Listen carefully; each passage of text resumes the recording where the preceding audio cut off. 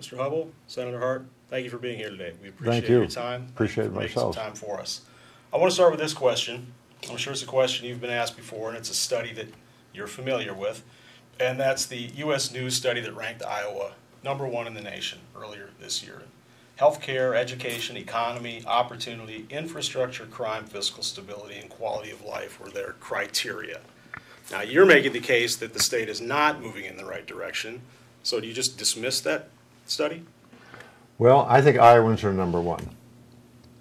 And when I'm traveling around the state, and Rita's having the same experience when we're traveling around Iowa, you know, been doing it for 18 months, including I've been up here at least 6 times, and I've been to your community college, I've been to some of your businesses, I've had mental health forums, I've been to your mental health court up here, and what I hear all across Iowa is people are mad as can be about the disaster of Medicaid privatization. 40,000 Iowans the last 2 years have had their benefits denied and reduced. I hear the same thing about mental health and substance abuse. I mean, your own county wants to get out of the region that they're in because you don't think you're getting treated properly. We hear that in some other counties, but some counties seem to think it works okay. I hear from people that have mental health issues or people that have substance abuse issues that they're not getting the support and help that they need. Sunshine Services up here in Spencer, when we were there, they're barely hanging on. They've already got a second line of credit, and they can't pay their people. They haven't given them a raise in 2.5 years. It's happening all across our state. The managed care organizations have forced 6 different healthcare providers, all in rural Iowa, out of business because they're not paying them properly. So my point is, you know, and then you have the United Way. United Way is a very credible organization around our state, as you know, and they deal with people in terms of the current issues. And United Way's collaborate on a study every 2 years. They just finished one, so it's only a couple of months old in terms of the data. And almost 40% of Iowans who are working can't take care of their food, shelter, and clothing on a regular basis. 2 years ago, that was 28%. You know, almost half the kids in Iowa go to school every day on free and reduced cost lunch. So I have a hard time saying that Iowa is #1 when I hear all the complaints from people about decline in education quality, lack of access to quality health care, and then I see what's really going on with free and reduced cost lunch currently, and with so many people working multiple jobs and still can't take care of their food, shelter, and clothing in a state that says we want to feed the world. I mean, something's not right here. On Medicaid, obviously the reason that they moved to the managed care system was the unsustainable rise in costs to the state for providing Medicaid services. So can Iowa afford to go back to the way things were and get back on that unsustainable course of costs? Well, that's what they said was the reason. We don't know that that's true. They just said that was the reason. The governor also says that Medicaid privatization is working and it's getting better. Well, it's not. That's the fact of the matter is. She just gave another $100 million out of the blue to these out-of-state companies to buttress their bottom line when they gave no warning that they're going to have to do that. She claims you don't buy the argument that there was an unsustainable rise in costs. I don't know whether it's right or wrong, because when they produce information, which they've done several times about cost savings, it's either 40 million or it's 60 million or it's 200 million. It's a constantly moving, it's like a three shell game. And then if they're asked to explain it, they can't even explain it. The last time, the Medicaid director left the room saying, well, I don't really know where these numbers came from. I got to go talk to my staff. And yet he was presenting the numbers. So my answer is basically, I don't know, because they don't know, which is the real heart of the problem. It's out of control. But I'm actually talking about before the So am I. system. So am I. If they can't convince us today what's going on, then why should we believe it was really out of control before? I'm not saying it was under control. I'm saying I don't know. But what I'm saying is, Medicaid is a $5 billion program in our state and federal pays combined. And it affects thousands of Iowans, hundreds of thousands of Iowans, and their family members and their friends and their relatives. So we owe it to citizens to know what's going on. We need evidence to find out, was it out of control, the cost increases, and what's going on now. We do know now that we're paying 12 to 15% to these out-of-state companies. We used to have a 4 to 5% overhead cost. That doesn't sound like it's a good trade. We do know now, because the DHS told us recently, that the per member costs are rising more now than they were then. So, I was going to say, as a member of the legislature, I mean, you could go back and look at the budget, and you could say, in this year Medicaid took this much of the pie. This year it took this much. And you could easily go back and see if that was true, if those costs were rising at an unsustainable rate. Could you not? Well, what we're seeing again is what he just said, is that the costs right now per patient are rising more since we went to Medicaid than before.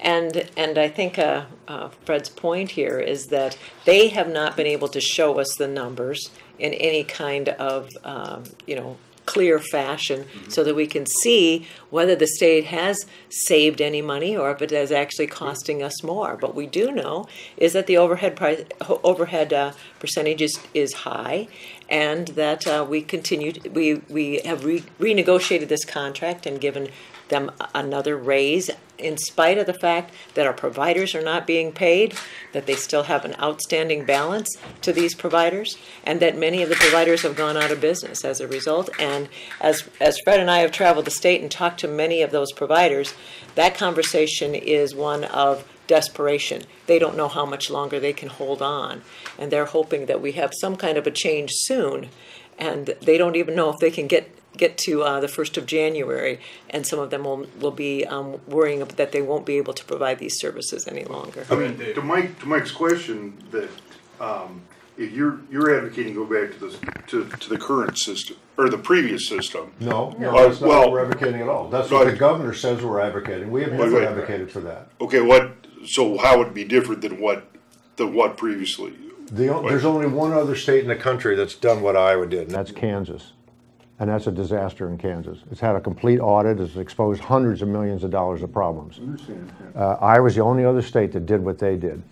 So it was not a good decision. And there's plenty of other states that are doing it much differently.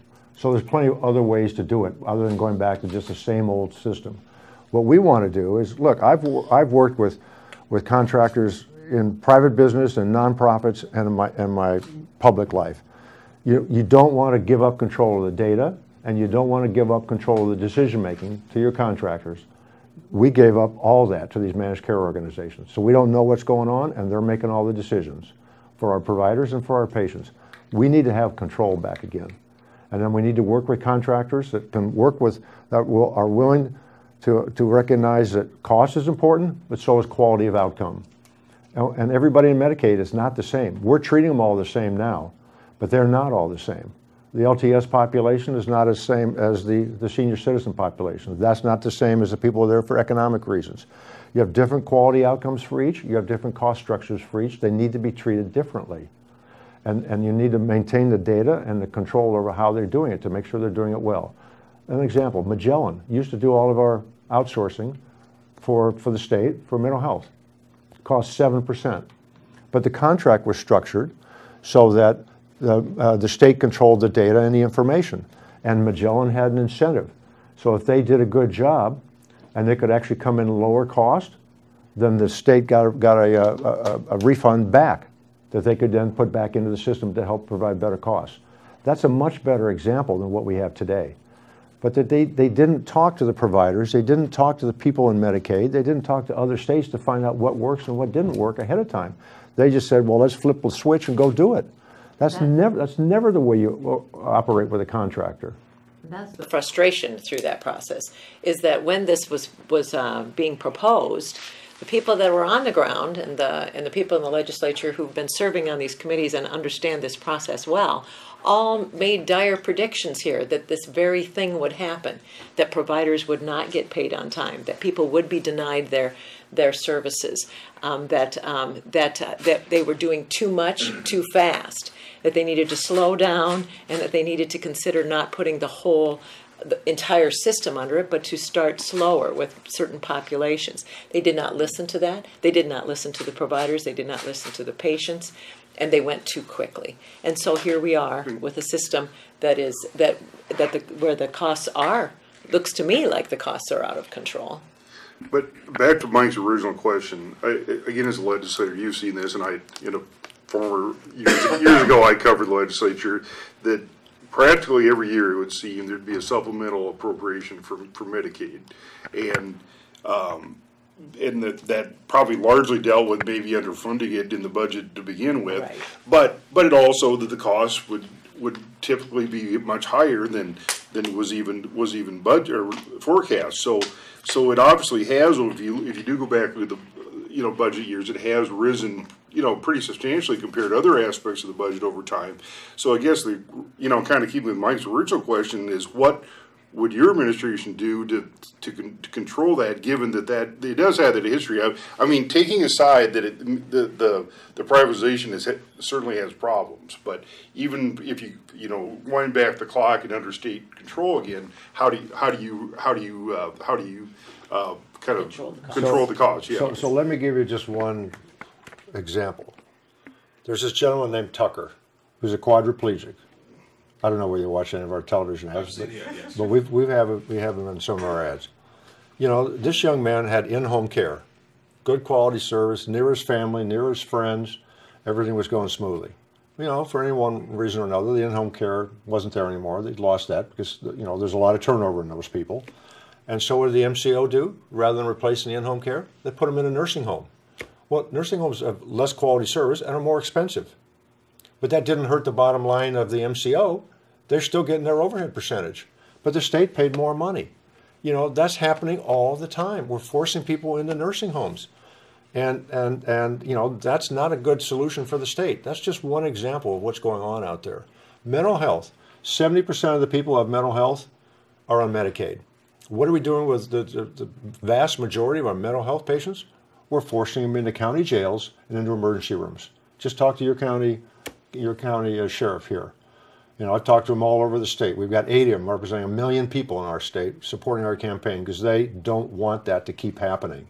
They know it's very expensive and it's not good treatment for them. So instead of putting them where it's very expensive, if we actually invested a little upfront in more crisis intervention training, more mobile crisis units, more jail diversion programs, which some communities are very good at, we could keep people out of the jails, out of the emergency rooms, and get them to where they get lower cost, better treatment. So your recidivism rate goes down a lot. Johnson County, Polk County, Lynn County have kept statistics on this, and they can prove that they're saving a lot of money by focusing on early prevention identification. Those are some of the things we can do. Another example is mental health courts. Chief Justice Cady, in the State of the Union address for the judiciary, said, look, we have a mental health court down in Davenport, Iowa. It's doing really good work. It saves us $300,000 a year because it reduces recidivism rates. And yet he struggles to keep it open. It's mostly run by volunteers, including a volunteer judge, because the state keeps cutting funding. So there's a lot of things, if we're just smarter about it, that we can actually save money. But we're not doing it. And to Fred's point on that, that's what we're hearing from providers across the state, that this tiered system that's put in by the MCOs has caused decisions to be made that aren't smart financially, where they're denied their services, and then as a result, the patient ends up in the hospital or in the jail, or again and again. And then they come back and then they say, oh, maybe you do need that level of care. And in the process, not only are the costs higher, but the individual's duress that they go through is tremendous. And I'll speak to Fred's example with Tucker, because Tucker happens to be my nephew. And so that's what happened there, is that he lost his services at home because of this privatization of Medicaid, because they went into this too quickly. The people that had been taking care of him were no longer able to take care of him, and so then he was forced into a situation where he didn't get the care he needed, and that's how he ended up first in the hospital. And then when he was ready to go home, and they couldn't provide that home care anymore because it simply wasn't available because of the hurry through the privatization process, that's how he ended up in the nursing home. And eventually we had to fight like crazy to get him the care that he needed in order to go home. And in the end, he couldn't find the care he needed in Iowa City, and he had to sell the house of his dreams and move to Waterloo, where we had to help him financially fix up his house so that he could live in the house in Waterloo. That was tremendous cost in lots of different ways. But the most upsetting part of it is the duress that he went through as he worried whether he was going to die in that nursing home when he didn't need to be there in the first place. Why was this done so quickly? Why did we have to Why do this was so it quickly? done so quickly? That is a good question. You're We asking tried people who had nothing to do with it, but we tried to slow that process down. Many letters were written and lots of hearings were held and tried to slow that process down. But this administration was determined that this was going to happen. And again, they weren't listening to the people. And so, again, to your question about how to control the costs, I think the number one answer there is to listen to the people on the ground who understand this system best and are trying every day and doing great work to reduce the costs. Those are the people that we need to be listening to in order to make good decisions moving forward. I wanted to ask something that's kind of kind of related to you mentioned, Fred, that you talked about Woodbury County and the problems they've had with their mental health, wanting to move out of the district. Are you looking at maybe not having a regional system going forward? Because I think what they'd prefer is to have their own county offering it, but it is pretty much mandated now, I guess, except for Polk County. So you're not surprised, right? Yeah. Well, let me just say that when I've been traveling around, I've heard other counties that are not happy with the regional systems, not just your county. And I've heard other regional administrators who are not happy. In some regions, the counties all take their resources, they pool it at the region, and then they share it out and create collaborative services. So it kind of works pretty well. But in other counties, each county keeps its own money. There's very little at the region, and there's no cooperation or collaboration back and forth. So you don't have a continuum of care in your region. And there's very little transparency or consistency in the regional system. So I think what we need to do, my guess is you need something like the regional system in place, but we need to look at it and figure out how we can make it work better. And in your case, if your county is not happy with it, then we need to create an opportunity to see if you want to join another region, whether that region can afford you to join, or what the impact of that other region would be, right? Or if you want to have your own region, then are we going to end up with 99 different regions? Then we don't have a regional system. So we have to find a system that works.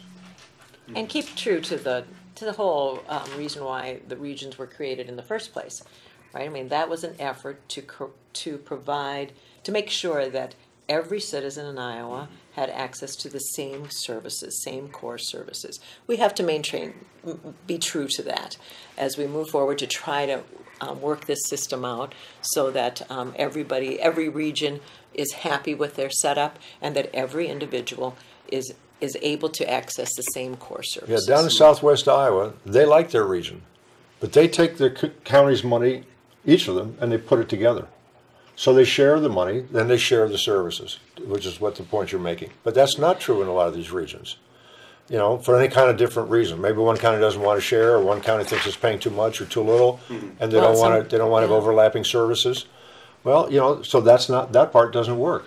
So we've got to find a way to make, if I want to use southwest Iowa as an example, where they are collaborating and they're sharing services, that's what needs to happen in a lot of other places. Because we can't afford to have what's called community-based support services in every single community in our state. We're going to have some kind of sharing and collaboration around local, which is not too far away. We can't keep having people driving all across the state. The police department's driving across the state. You have people driving here all the way to Dubuque and back, and vice versa. That's got to stop. It's got to be much more local, but it doesn't necessarily always have to be in each community. So that's why some form of region probably has to be help to coordinate that.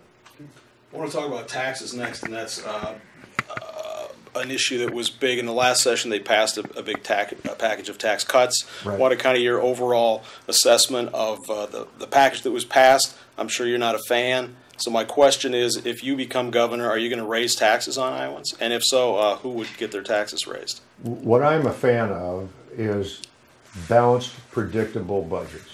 I mean, you know, in my business career, whether I was running a nonprofit or state government businesses or private businesses, all I wanted to know is what is the reliable support I'm going to get or not get from state government, and then I can figure out what to do, right?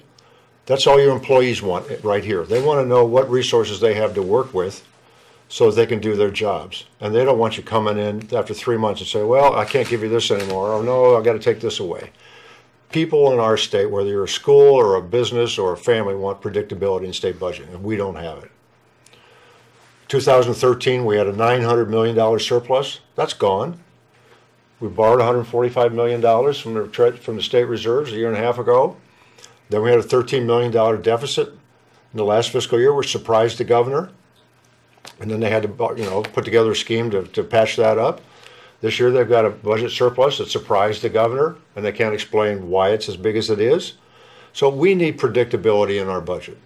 And when my concern with this tax cut is it was put through as the biggest tax cut ever in the history of our state, when we'd already had budget issues 2 years in a row with massive mid-year budget cuts.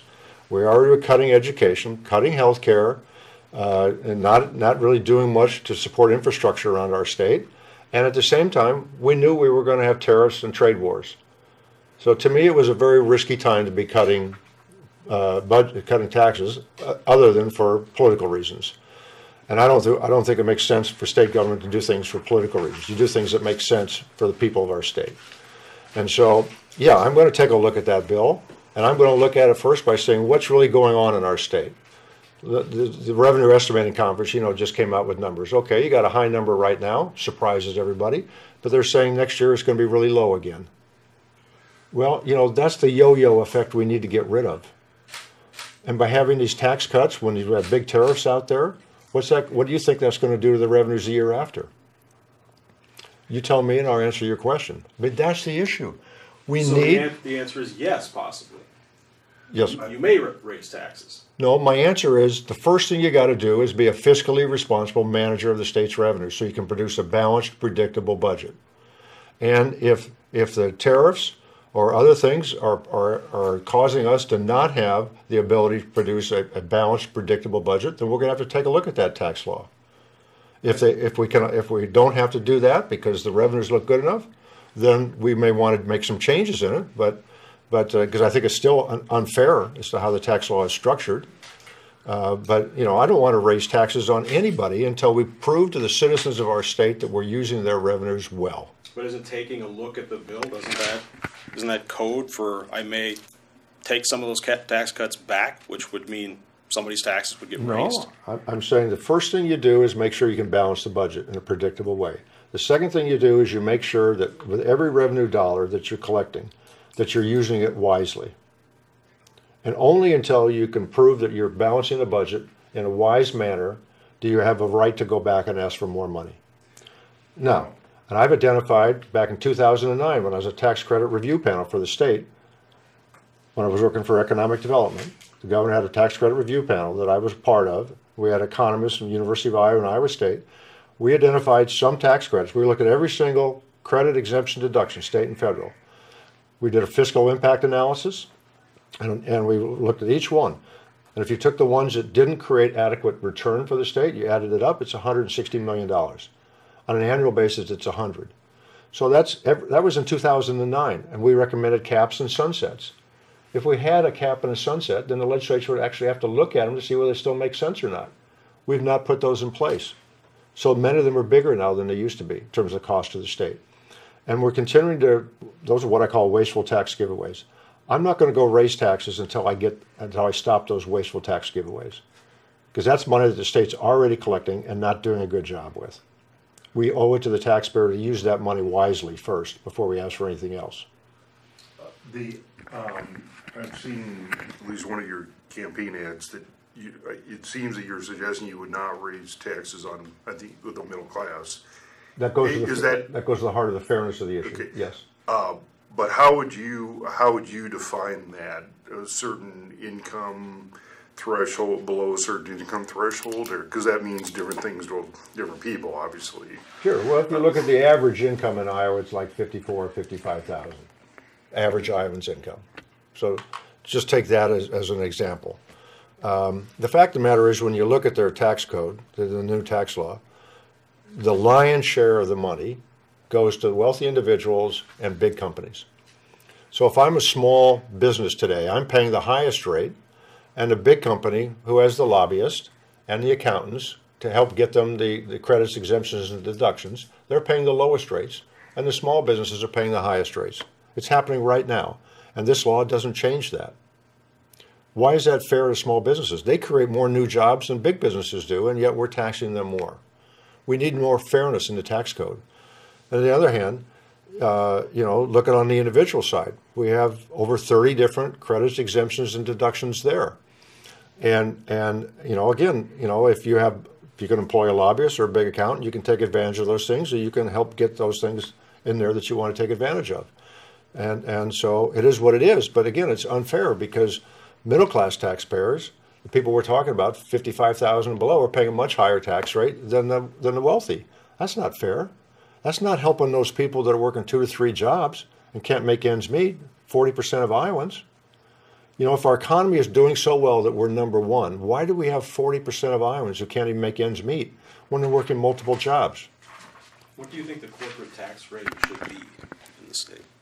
I think what I want to do is create a consistent corporate tax rate across the board so that all businesses are paying basically the same rate.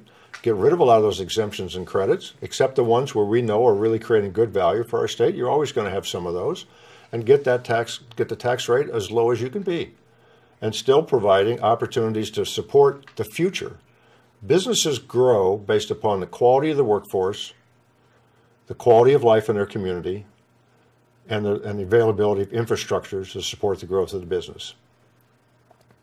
I've looked at all kinds of site selection criteria. I've been solicited to locate businesses all over the country. I've participated in those surveys. Every time, those are the first 3 items that determine where businesses go. Taxes is like 5th or 6th.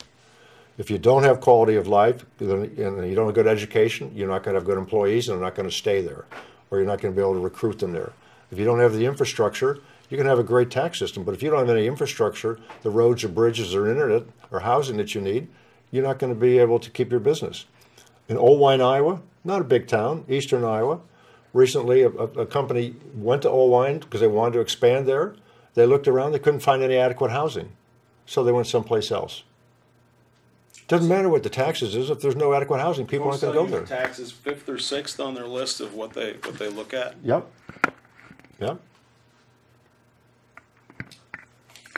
I want to talk some more about the economic incentives that get so much attention and discussion, and the criticisms that we spend too much on them, that we don't spend those dollars wisely.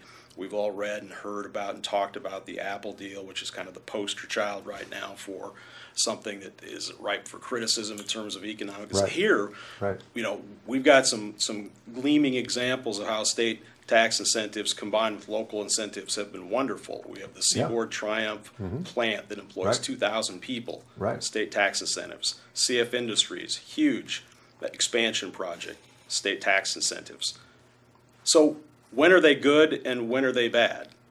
I mean, are you one who says that we spend too much in that area, or that we don't spend those dollars wisely enough? Or what are the criteria you would apply to state tax incentive packages as governor? First of all, if a local community wants to give local tax incentives, that's their decision. Like Waukee did with Apple, or like your communities have done here for the 2 plants that you described. That's completely a local decision. It's nothing to do with the state government. And I don't think the state should try to tell them what to do or what not to do. But there were state tax incentive dollars Yeah. packaged together with the local So incentive then it dollars. comes down to, is there an appropriate role for the state? I ran state economic development for about 4 months when we had a film tax credit scandal. So I've seen tax credits be applied poorly. And I was asked to fix up that scandal. But I've also, we looked through everything that we were doing in that department. And there were a lot of good uses of tax incentives. But tax incentives, we had a rule that I think makes sense.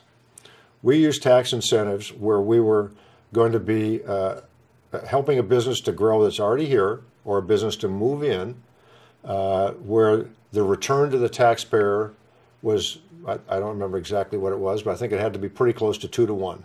So if we're putting out $1, if we're not getting back at least $2, why do you give the incentive?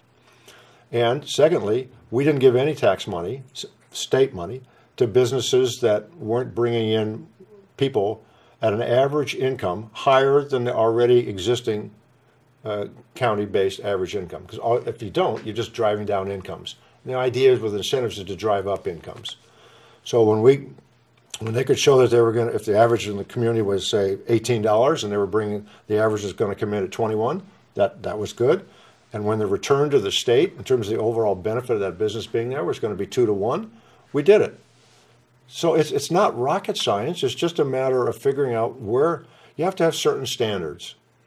And to me, the standards, if you're going to use state money, it needs to push up the overall quality of life, the overall standard of living in your community, and you have to have a good return on that state money.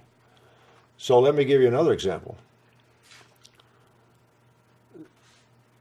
We have been, and I'll use this just because you're familiar with it, because the governor criticizes me for it, although I had absolutely nothing to do with it. Voya Financial, which is an insurance company in Des Moines, just got a state incentive to move 3 blocks from one building in Des Moines to another. I had nothing to do with that, didn't even know it was happening. It's not a good idea for state money for that. What is the benefit to the state? How can the state get a benefit when they're just moving from one block, 7th Street to 10th Street? The company wasn't going to go anywhere. Their building got sold out from under them because the owner sold it to somebody who turned out to be the Federal Home Loan Bank, who gave them a lot of money, so they needed to find a location. Fine, that's great. I can understand maybe the city wants to give them some money, or the county, but why would the state give them money to move 3 blocks away? It all comes down to, are you disciplined, and do you have a process that actually creates value for your state? So you would like to see a more stringent criteria applied, more specific criteria applied to how these dollars are provided in incentives, and an inventory, if you will, where you go through each individual incentive program and say, is this one working? How is it working? And the ones that are not working and meeting the criteria you just described, let's get rid of those. The other component of that is, sometimes we give away tax credits to businesses and they commit to do certain things and then they don't follow through. So then the trigger is, okay, they don't follow through. Well, maybe they didn't follow through because they're running out of money. And so you want to have clawback provisions, of course, but your clawback has to have some teeth. So we required real money. We required CDs in many cases to be on demand in a bank that we could claim if they weren't delivering on their promises and they were having financial trouble. We had a UCC claim on it, and there was actual money there that we could get. I mean, the point is, you have to be a good steward of the state's money. If you're going to use it to give to businesses, in this case, let's make sure that we're getting the return that we're supposed to get. There needs to be transparency and accountability. I can't speak to the insurance deal with the 3 blocks, but I am very familiar with, and maybe Senator Hart is maybe familiar. I think she might be familiar too. There's a program called the Targeted Tax Withholding Tax Credits, which are for border cities like Sioux City, and they've used it quite extensively. And there have been many occasions, because we're here in the border, and South Dakota has no corporate or personal state income tax, and Nebraska has a number of different business tax incentives as well. There have been some companies that wanted to expand, and they literally have moved just across town because they looked at other sites across the border. So some would argue that's not a good return for the state because, well, they were already here. But I mean, how would you look at that program? I mean, given some of the projects that have been approved that basically did not result in anyone moving into the state, and basically they did just move a few, maybe in some cases, a mile or two from where they were. So.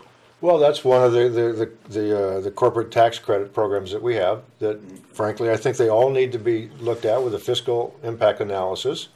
They all should have caps, and they all should have sunsets. I mean, that's just normal business practice.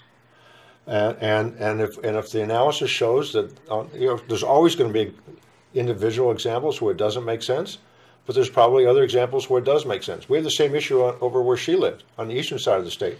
We have this, it's eastern and western, we have those issues. And so, in general, I think that kind of a tax credit makes sense, but let's do the analysis and find out how it's actually working. Maybe we can make it better.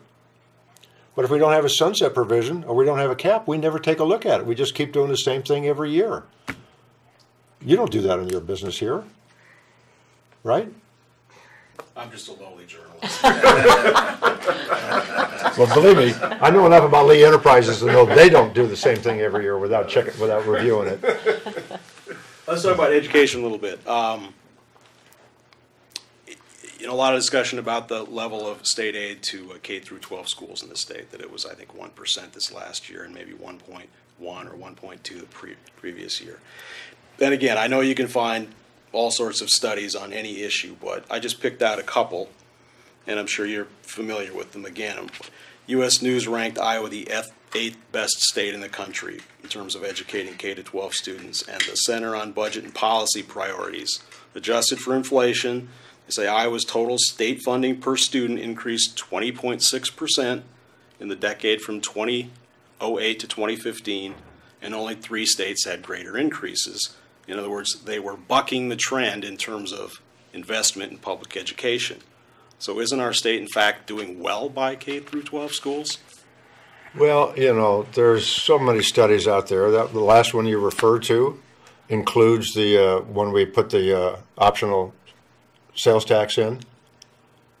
The 1 cent optional sales tax for schools for infrastructure. And the teacher compensation money. And if you take that optional out, basically for the last 8 years, our state's averaged about 1.4% over 8 years in terms of supplemental school aid, which is the money that actually goes into the building itself, the classroom building. So, in Education Week, which is the most respected evaluator of education success around the country, rates us a C. We used to be an A. So it doesn't really matter. The point is, if you go around and talk to citizens like we've been doing a lot of, everybody remembers very well that we used to be one of the best in the country. Iowans were terribly proud of that. I was proud of it when our kids were going to school. But if you talk to people now, they know that, well, it's not as good as it used to be. Class sizes are much bigger in some places.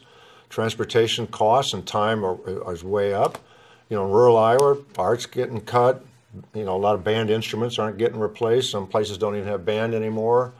A lot more English language learning requirements because of the diversity of the population these days in some schools.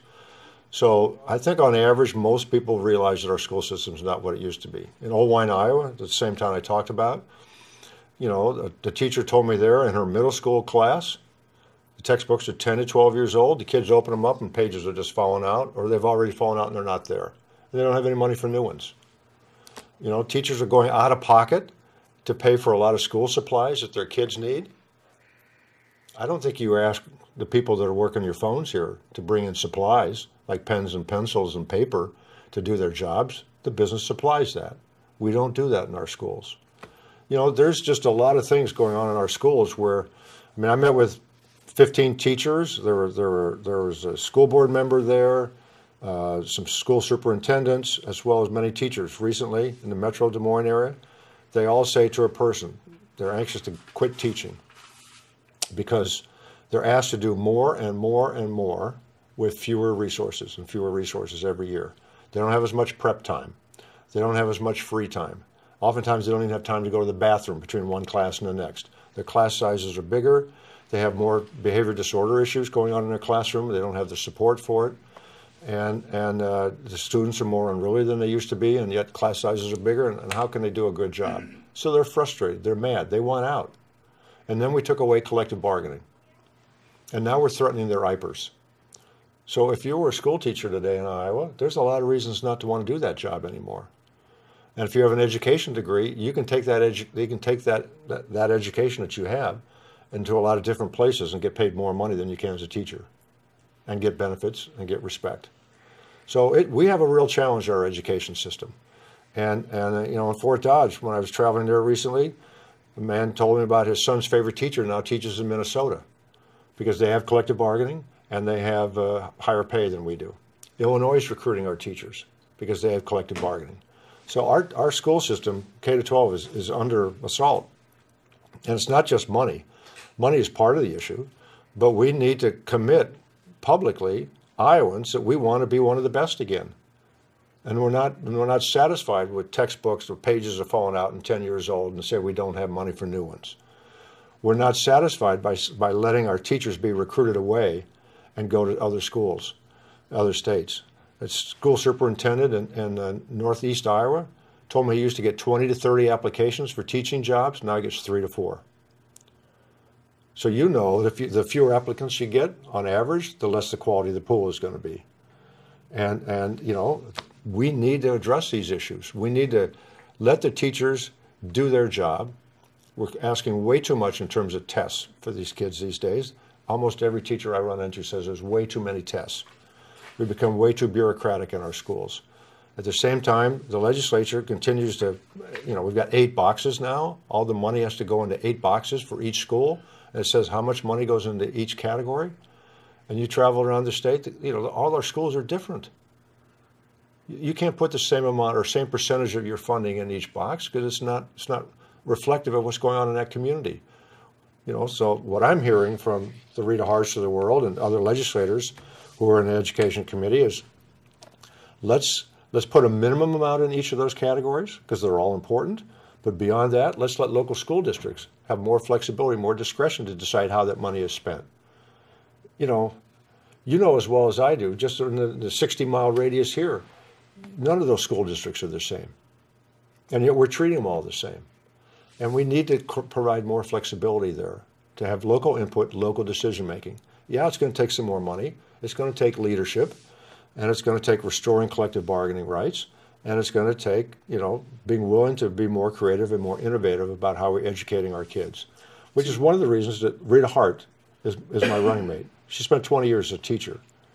And so she's lived this experience, and she's very well familiar with it, and she's seen it as a state senator. Well, 2 parts to that I wanted to follow up on, and one is the funding part, and that is what is a more fair appropriation than it was 1% this last year.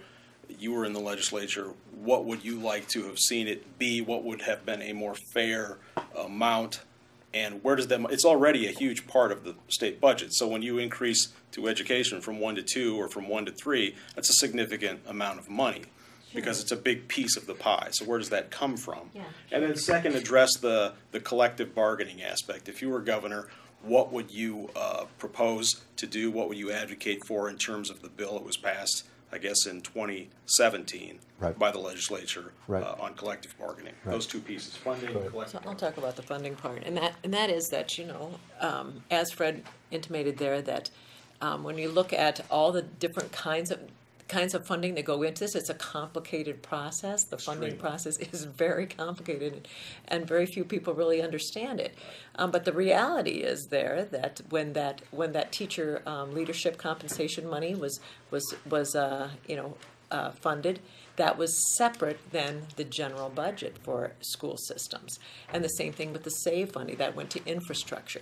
So that leaves the bulk of this complicated system that goes to actually operating the school system. And that's what's been at 1% or 1.1% for several years now. And that doesn't even cover the cost of living adjustments. It's not keeping up with inflation.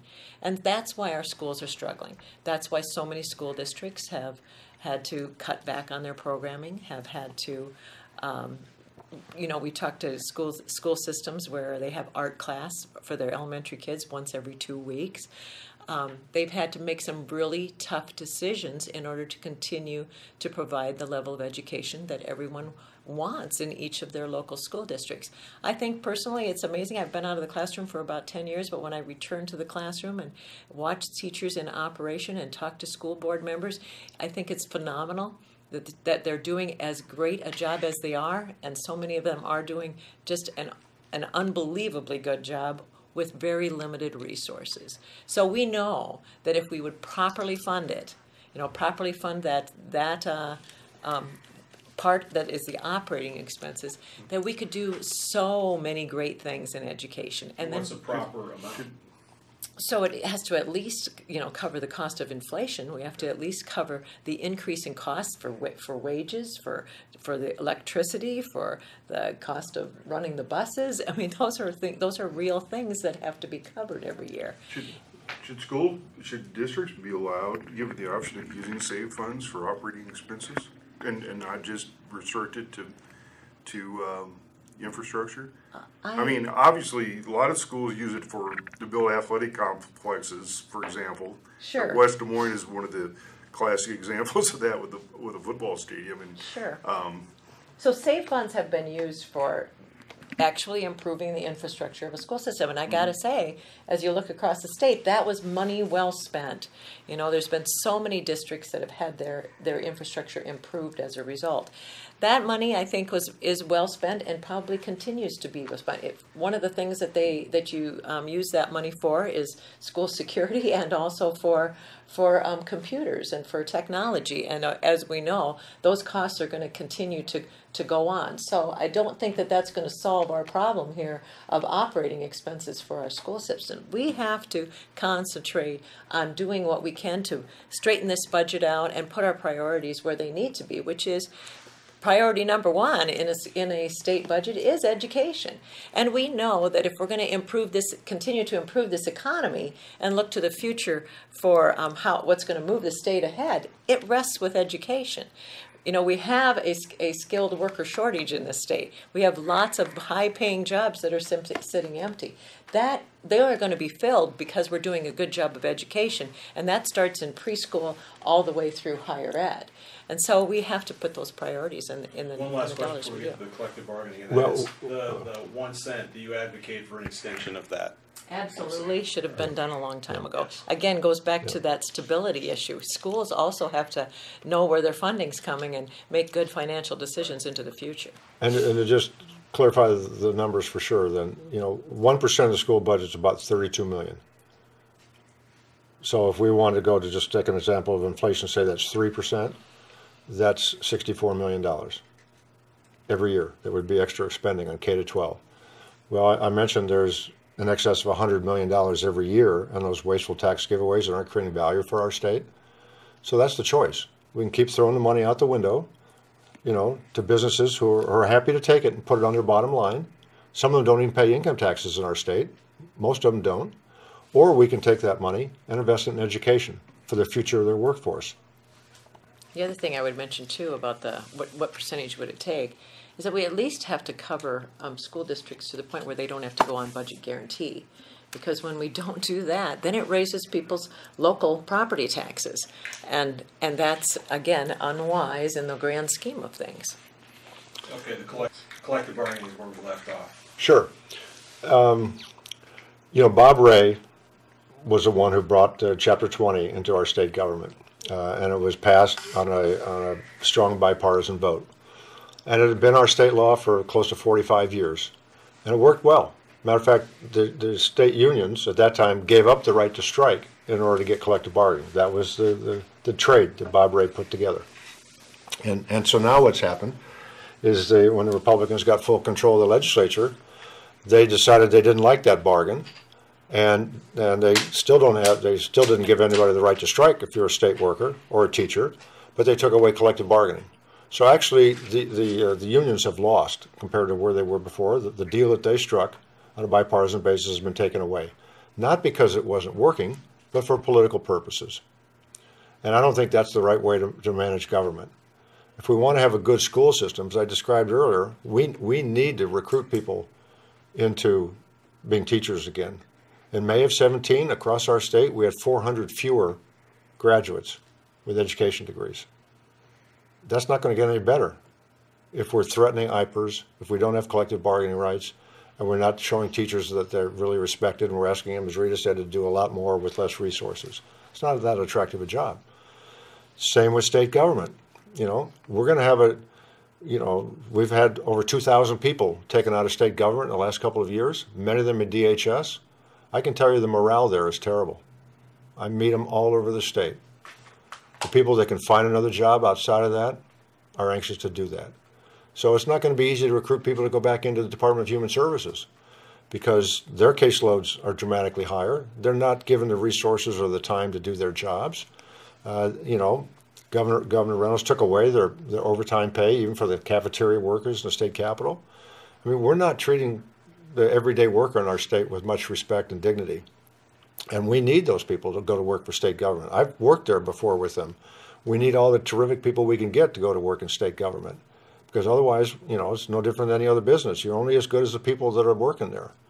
And you know, if we want good state government to do as good a job as it can, providing good quality education, health care, and public safety to our citizens, then we need people to help do that. And there was no reason to take away collective bargaining from those folks again. It's not, they weren't doing any harm to our state. They weren't causing any problems. It was politically motivated because the Republicans wanted to further reduce the power of unions. That was it. Just like they did in Wisconsin, just like they did in Kansas, like they did in Oklahoma. They're just doing it in a lot of states where they get control of the legislature and the governor's office. They don't look at each state and figure out, does this make sense for that state? No, they just do the same thing each place. So you would seek to roll back the changes I would made. restore Chapter 20. I don't want to change it. Just go back to the way it was, and I would do the same for school teachers. It was working fine. Well, much like kind of the argument on Medicaid, the cost of, you know, health insurance and other benefits have been gradually increasing. Maybe not even gradually, but you know, since the union workers were spending, you know, only paying a small, even until recently, no dollars out of their pocket. But now I think, or before the recent change, I think it was like $20 a month or so forth. That could you continue on that same trajectory without giving? I mean, maybe it went overboard, but to say that it was working fine, I think it would. There's a lot of people would question that as far as, again, trying to control the state budget and the outlays for, you know, wages and benefits. I mean, you didn't see any issue in that area from the state taxpayers' standpoint. You know, I hear that argument a lot, but to be honest, most people don't know what they're talking about. They've never seen any numbers. I'm serious. When I was in state government in 2009, when I was running economic development, we reviewed all those numbers because we had contract employees, we had at-will employees, and we had union employees in our department. And when you look at, you know, we actually looked at what people were being paid with wages and benefits for the type of job they were doing compared to the private sector and compared to the kind of experience and the level of education that the people had to do the job. And most of the surveys that people refer to, like the one you're talking about, they compare jobs, but they don't compare the level of experience or the level of education necessary to do the job. And that makes a big difference. You know, you don't hire somebody to do your job if they just have a high school education. You know, you need somebody who's got at least a college degree and some kind of maybe advanced degree. So that has to be taken into account when you're comparing the jobs. Most of the people who talk about what you're talking about haven't done that. I've seen those studies. And when you look at it on that kind of a full basis, you know, state government was, I think people were when you look at total compensation and benefits, it was pretty fair. Now, I will admit that, you know, I've worked in the private sector for a long time, and that's, you know, you look in the private sector, people typically have a bigger cost sharing with employees on health care. I'm fully aware of that. We had that in our businesses. But, you know, that's not necessarily comparing apples to apples. You know, if we're going to tell state employees that they're going to have to start paying more on their benefits, then in order to keep the overall package comparable for the experience and the job requirements for the outside, we're going to have to pay more income. Otherwise, it's not going to be fair again, right? So you can divide it any way you want to. And frankly, your approach to having more pay and less benefits may ultimately be a better decision, but you can't just do one without the other. Otherwise, you're going to have people who are not properly paid and compensated for their education and the requirements of the job, and we're not going to get good people to work in state government. Okay. Next one's two more. We can do one more. Okay, go ahead, Mike. I have two good ones, so I'll bet you do. Sorry. let's go with this one. if you're elected governor, whenever a new president is elected, the talk is always the first 100 days. So let's do that with you. If you're elected governor, what will your first 100 days look like? Well, before I even start the job, what Rita Hart and I are going to do is we're going to pull a bunch of people together on this Medicaid privatization, providers and patients and legislators and local people dealing with these issues, Medicaid, and start getting their input so that we can begin the process of making much better decisions to start reversing the process when I take office in beginning of January. And we're going to do the same thing with education, bring educators together and school board members and principals and talk about, look, how can we improve the quality of our education? We want you to be successful, more successful. What can the state do to help you be more successful? Yeah, okay, everybody's going to say money, but what else besides the money? And get people from rural Iowa and urban Iowa and all across the state to participate in those conversations. We're going to bring people together and start listening to people to get their ideas. You know, when I used to work at Yonkers in 1985, I went in there as a 34-year-old person, and I thought I had a lot of good ideas. And probably some of them were okay. But I learned when I started going out to all of our stores where we had thousands of employees and 26 stores, the people in the stores who interacted with their customers every day and knew the merchandise very close, knew a lot more about how the business really worked than I did. And I've used that learning ever since. That's what we're going to do in state government. We're not going to go in and say, okay, this is what we're going to do. We got all the answers. That isn't going to be successful. That's what happened with Medicaid privatization before. We're going to listen to people. We're going to bring people together and get their inputs, their ideas. And we're going to look at the budget and look at what's really going on and try to get a lot of smart people together who understand the state budget and who understand what's going on with tariffs and trade war and understand the educational component and try to figure out how we can get a more predictable, balanced budget. So businesses like yours and families like yours and schools can have more consistency. That's what people want. That's all they want is predictability in what the state is doing or not doing for them. So we're going to pull all that kind of information together, and then legislators on both sides, not just Democratic legislators. Republicans are going to be there too. We've been very clear. We want to be the governor for all Iowans, and we want common sense, bipartisan solutions that work for everybody, not one party, not this party or that party, or this group or that group, but for all Iowans. If I could add that, that was one reason why I was excited to say yes to Fred as Lieutenant Governor nominee, because I haven't been happy the last 2 years because of this very partisan divide that has been created. And the collective bargaining bill would be one great example of that, you know, they wanted to make some changes there. They came out the weekend before and said, we're going to make some tweaks. And then they dropped a bill that was a complete gutting. And then they pushed it through in 10 days to the governor's desk and did not listen to people on the other side of the table. They did not listen to the public on it. They did not listen to all those people that came to the forums and were very angry about it. That is not the way to govern. And so I'm looking forward to starting this administration with Fred, because I know that we're going to put this campaign behind us. That's going to be over. And we're going to start the business of governing. And we're going to create a leadership approach that says we're going to work together with both sides. With anybody who has a good idea, our door is going to be open, and we're going to listen to all those ideas and act accordingly. Our hour is up, so I want to say thank you again, Mr. Hubbell, Senator Hart. We appreciate your time. We enjoyed the discussion. Thank you. Thank you. Well, thank you all very much. We really appreciate having the chance to hear what your issues are and your concerns, and you have a big voice up here in the neck of the woods up here in northwest Iowa, and if at all possible, it'd be great if we could earn your endorsement. It could be very helpful to us. Thank you, sir. Okay, well, thank you. Thank you. Yeah, thank you. Thanks for coming.